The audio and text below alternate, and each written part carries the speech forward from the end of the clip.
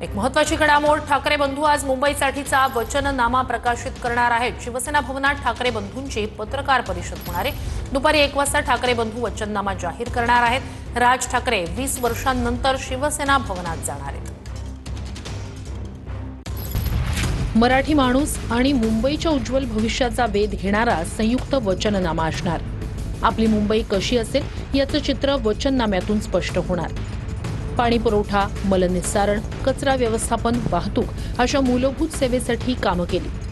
मैदानं, उद्यानं, व्हर्च्युअल शिक्षण, कोस्टल रोड, मेट्रो अशा सेवांसाठी मुंबईत विकास कामं केली। कोरोना काळात पालिका आणि राज्य सरकारच्या माध्यमातून केलेलं काम जगभरात वाखाणलं गेलं। आर्थिक शिस्त आणि पालिकेच्या तिजोरीत टाकलेली लाखो कोटींची भर हा जागतिक पातळीवर अभ्यासाचा विषय झालाय। थेट या सगळ्या संदर्भात अधिक जाणून घेऊया आपले प्रतिनिधी निवृत्ती बाबर यांच्याकडून। निवृत्ती, आदित्य ठाकरे, अमित ठाकरे यांनी उमेदवारांना मार्गदर्शन केलं आणि थोडीशी एक झलक दाखवलेली होती की काय काय जर ठाकरे बंधूंची मुंबई महापालिकेवर सत्ता आली तर मुंबईकरांच्या वाट्याला विकासाच्या दृष्टीने नेमकं काय येऊ शकतं, आज नेमकं काय वचननाम्यात अधिकचं असू शकतं? नक्कीच खऱ्या अर्थाने आज सर्वांचं लक्ष हे दोन्ही ठाकरे बंधूंच्या पत्रकार परिषदेकडे असणार आहे। कारण की मुंबई महानगरपालिकेमध्ये आपली सत्ता आल्यानंतर आपण मुंबईकरांसाठी, सामान्य नागरिकांसाठी काय काय करणार आहोत याची पहिली झलक जी आहे ते आज दोन्ही ठाकरे बंधूंच्या उपस्थितीमध्ये शिवसेना भवन येथे दाखवली जाणार आहे। ठाकरेंच्या शिवसेनेचा आणि मनसेचा अधिकृतपणे एकत्रित जाहीरनामा जो आहे, ज्याला ठाकरेंच्या शिवसेनेकडून आणि मनसेकडून वचननामा असं नाव देण्यात आलेलं आहे, हा आज प्रसिद्ध केला जाणार आहे। आणि विशेष करून मुंबईकरांसाठी काय तरतूद नक्की या वचननाम्यामध्ये केली जाते याकडे खरं तर सर्वांचं लक्ष आहे। कारण की गेल्या अनेक वर्षांपासून मुंबई महानगरपालिकेवरती ठाकरेंच्या शिवसेनेची सत्ता होती आणि या सत्तेमध्ये आम्ही करून दाखवलं अशा प्रकारचा आशय करून आदित्य ठाकरे यांनी सुरुवातीला वरळी डोम या ठिकाणी प्रेझेंटेशन केलं होतं। त्यानंतर येत्या काळामध्ये आमची जर सत्ता आली तर आम्ही काय काय करणार असं प्रेझेंटेशन जे आहे ते आदित्य ठाकरे यांनी, अमित ठाकरे यांनी शिवसेना भवन येथे करून दाखवलं होतं। त्यानंतर आज वचननाम्यामध्ये विशेष करून मुंबईकरांसाठी कोणत्या कोणत्या बाबींच्या यामध्ये समाविष्ट केले जातात याकडे खरं तर सर्वांचं लक्ष आहे।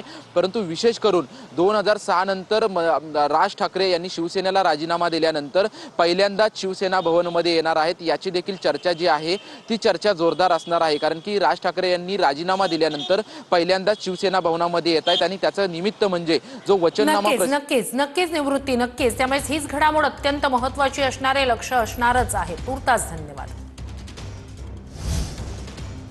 निष्ठा आणि कणखरपणा काय असतो हे दाखवण्याची वेळ आली आहे। त्यांना वाटतं पैसे फेकले म्हणजे सगळं काही करता येतं, त्यांनी पैसे फेकले तर तुम्ही त्यांना फेकल्याशिवाय राहणार नाही।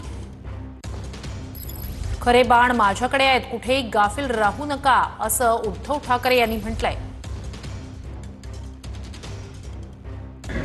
पण समोरची लोकही पाताळ यंत्री आहेत, ज्याला सामदाम दंडभेद म्हणतो, हे सगळे इकडे वापरण्याचा प्रयत्न होईल। आणि त्यावेळेला निष्ठा म्हणजे काय असते आणि कणखरपणा म्हणजे काय असतो हे आपण त्यांना आता दाखवून देण्याची गरज आलेली आहे। कारण नाहीतर त्यांना असं वाटतं पैसे फेकले का सगळं काही करता येतं। पण आता ही लोक शहाणी झालेली आहेत, त्यांनी जर का पैसे फेकण्याचा प्रयत्न केला तर तुम्ही सगळे मिळून त्यांना फेकल्याशिवाय राहणार नाही हा मला आत्मविश्वास। बस फक्त कुठे गाफील राहू नका। त्यांना असं वाटलं होतं की शिवसेना ही कागदावर आहे, धनुष्यबाण याचं उचलून त्याला दिलं म्हणजे शिवसेना संपली। नाही, खरे बाण माझ्याकडे आहेत। आम्ही दोन भाऊ एकत्र आलेलो आहोत, भूमिपुत्रांसाठी एकत्र आलेलो आहोत। मग तुमच्या मनासारखं झालंय, आमच्या मनासारखं करून दाखवणार की नाही दाखवणार?